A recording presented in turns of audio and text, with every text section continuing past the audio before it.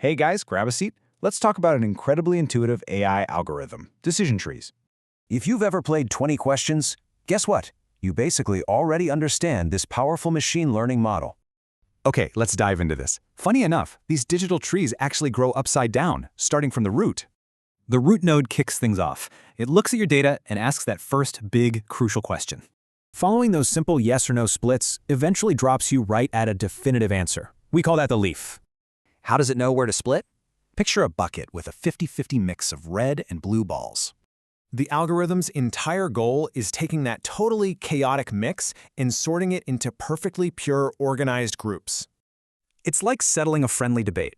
Engineers choose between precise, slower entropy or super-fast Gini impurity. The algorithm uses entropy to calculate information gain, always choosing the path that drops the chaos the most.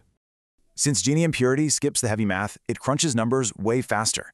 That makes it the default industry shortcut.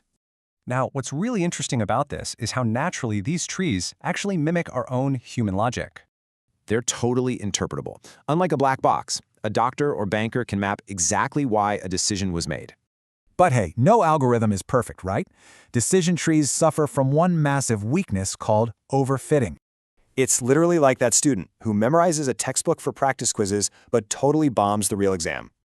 So the crucial point is the tree over-customizes to past noise. It fails hard against new, real-world data. So how do you fix an overgrown tree? Simple. You play gardener and start pruning. We stop the over-memorization by setting growth limits early, or by chopping off totally useless branches later on. And this brilliantly illustrates how strict boundaries force the tree to stay generalized, simple, and incredibly smart. But guys, what happens if a single prune tree still isn't powerful enough for the job? Well, an entire forest votes on the answer. It's called ensemble learning, but we'll save that explainer for later.